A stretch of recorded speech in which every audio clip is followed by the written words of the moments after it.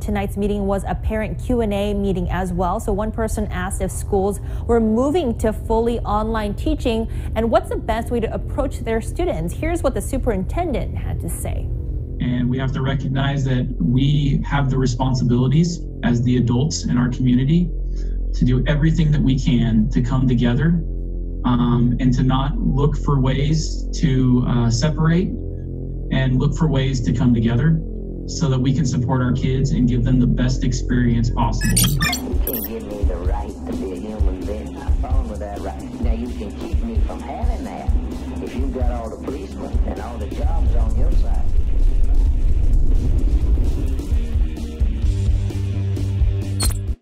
Hey y'all, and thanks for joining me for this first edition of SpokAnarchy. And yes, it was supposed to be coming to you this last Sunday, but I dropped the ball and didn't organize it with my friends who were supposed to join me on the show.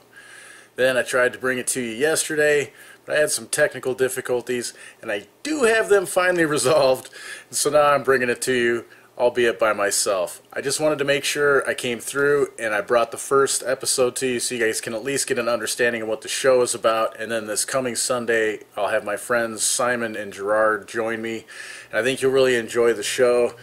They are both voluntarists or anarchists like myself, but we all three come from a different background, so we all bring a little different perspective to the table. And what the show in general is going to focus on is local topics, local issues here in Spokane County in eastern Washington, the region that we live in.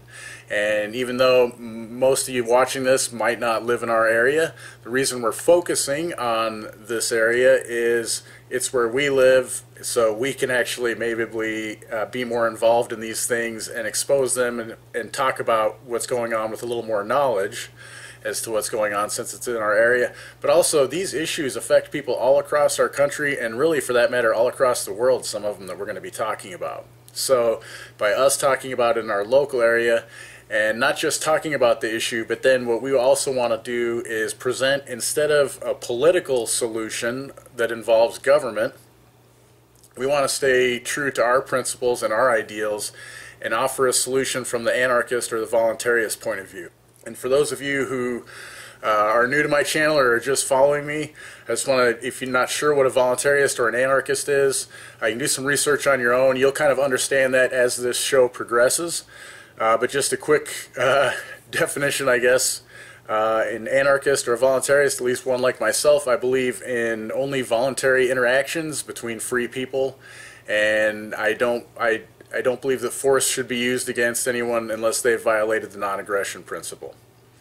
So those are basically the guidelines that I follow myself as a voluntarist. So I don't believe in the forced interactions of government and the people that it governs, basically. So moving on from there, the first topic, like just as an example, however the show is going to work, the topic, since it's just myself today, the first topic we're going to cover is education. And right here in Spokane Public Schools specifically, we have an issue that my friend Simon and I have been tackling over the last couple of months. If you've been watching the channel, we have uncovered that the superintendent of Spokane Public Schools does not have his oath of office filed as required by, as you'll see on your screen here, this RCW 28A.330.060. And so it just says here, I'm not going to read the whole thing, but it says, before entering upon the discharge of the superintendent's duties, the superintendent as secretary of the board shall give a bond. So that's part of it. We did get a copy of the bond, and this is another video. They did not get the right bond for him. So we're going to be covering that in another video as well in part of this series, not the SpokAnarchy, but the bond and the oath of office series here. But it also says he shall take and subscribe an oath or affirmation before a proper officer that he or she will support the Constitution of the United States and the state of Washington and faithfully perform the duties of the office, a copy of which oath or affirmation shall be filed with the Educational Service District Superintendent. So my friend Simon and I we received an email stating from the district, and I'll show you that in just a second, that that the superintendent didn't need an oath of office, or that he didn't have one because he was just an employee of the district. So we decided to go to this educational service district, which was just named there, where this is supposed to be on file, the oath of office. And that's what started this whole series, is this video here you can see on the screen. We showed up there and nobody was there to actually show us, but then in a phone call after that, it was revealed by Michael Dunn, who's the superintendent of the district here in Eastern Washington that oversees 59 different school districts, that Superintendent Adam Swinyard of Spokane Public Schools did not have his oath of office filed properly with the Educational Services District. That was according to Michael Dunn. That was back at the beginning of March. We confirmed that. Links to this entire playlist with this topic are in the description of this video, as well as all the sources like the RCW and anything else I use here. Just like every video, they're in the description of the video itself if you want to confirm the sources or check them out for yourself. So yeah, also there is a playlist I've created here, so you can check out all the videos that are part of this series in this playlist here. Like I said, a link to that is in the description as well. So back to the reason we showed up there is after submitting a public records request for a copy of the oath of office for Superintendent Adam Swinyard and the members of the Board of Directors for Spokane Public Schools. I did receive the oaths of office for all the members of the board, but in my response on February 14th, from the district, I received this. Please note the superintendent is an employee of Spokane Public Schools and does not have an oath of office. Dr. Swinyard has a contract with the district. Please let us know if you would like a copy of the contract. So that's what spurred us to go down there and just kind of inquire a little bit more at this Educational Services District, if he did, or maybe if anyone else in the area, any other superintendents, because there's 5 just in Spokane County. So that's what spurred that. So we went down, we found out he didn't. There was a few videos, like I said, the link to those is in the description. So then back on March 15th, after we had gone down and confirmed that there was no oath of office filed and made a couple of videos and posted those for everyone to see, I get this on March 15th from Spokane Public Schools, from the records clerk, the records specialist, Sherry Scutley. She says, subsequent to your request for a copy of Superintendent Swinyard's oath of office, we were made aware that there was an oath administered and signed at the July 15th, 2020 meeting of the Board of Directors of Spokane Public Schools. However, due to recent personnel changes, the original document could not be located. Upon legal counsel's recommendation, the attached replacement oath of office was created. So let me just decipher that for you, or translate that. Basically what they're saying is that they conferred after they got a phone call from Michael Dunn, who his oath of office is supposed to be filed with, saying, hey, these guys showed up at my office and there's no oath of office filed and they want to see it. They contacted legal. Spokane Public Schools did, possibly Dr. Swinyard and Mr. Swinyard, and kind of said, hey man, we got exposed here for not following the law, even though we said in our meetings when we were telling parents that we try to set a good example and we force your kids to wear masks because it's law. Even though it wasn't law, I won't go into that, that's a whole different tangent. So these people who were trying to say they set a good example by following the law are clearly not following the law. They don't have an oath of office filed.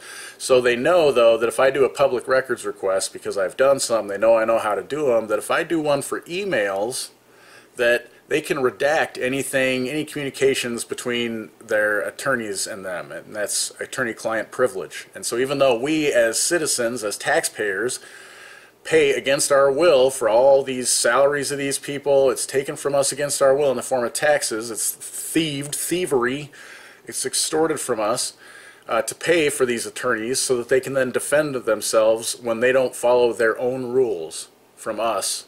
You know, they can defend themselves from us. So that's what they do, is they conferred with their attorneys, and their attorneys came up with this scheme, because they're very good at that, about how to lie and deceive. So they came up with this scheme of how to lie and deceive the public that, oh no, he had it filed, we just lost it because our employees are so inept at their job that when we got a new one, all of a sudden the thing that was filed left its office in a separate building in the Educational Services District that it was supposed to be filed. And, you know, a change of employees at the district makes an oath that was filed at another district leave that file. It just jumps away.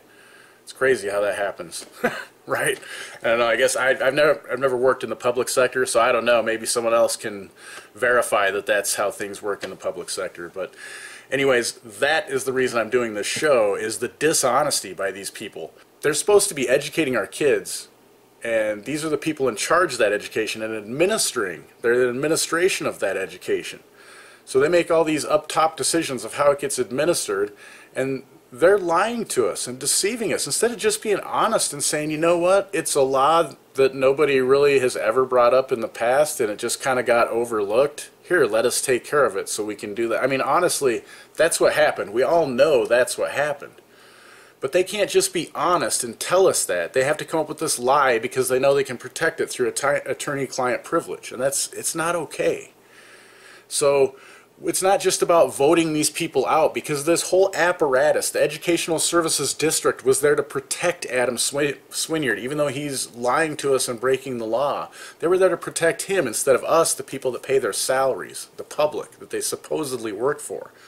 So it's beyond broken, and it's not fixable. It is evil, this apparatus, and we have to remove our kids from it. So that's what this show is about. The problem is we have people in these positions of power and alleged authority that are dishonest and unethical.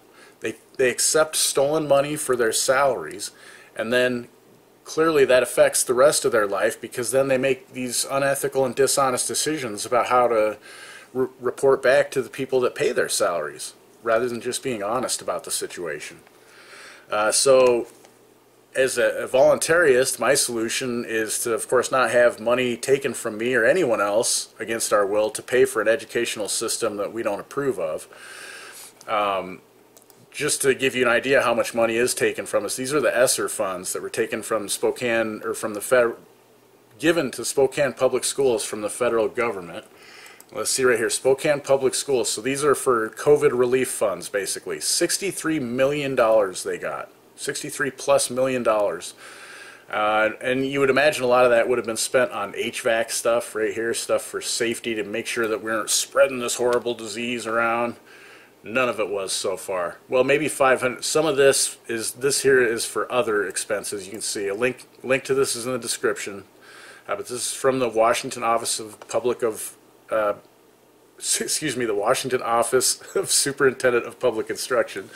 And anyone can go view this. The link is going to be in the description here. You can see how they spent. So far, they've only spent, of that 63 million, they've only spent little over $1 million of it. And most of it is for disadvantage. You got about half of it here for disadvantage. It says subgrant used funds to assist disadvantage. So that's good. Maybe that's for, like, what, I don't know, some kind of health thing to keep them healthy and back in school, hopefully. So you can see they haven't used a whole lot of that money, but that money has strings tied to it. That's why they have to have vaccination clinics. That's why they had to force our kids to wear masks as long as the CDC was saying so in schools. Is if they received this money and spent it, they had to follow those stipulations. So we need to pull our kids out so that our kids aren't being used as cannon fodder for this money, for these people to just, I don't know, but it's not for educating our kids, clearly. It's about these people just throwing around and having cronies and getting contracts with their friends around town.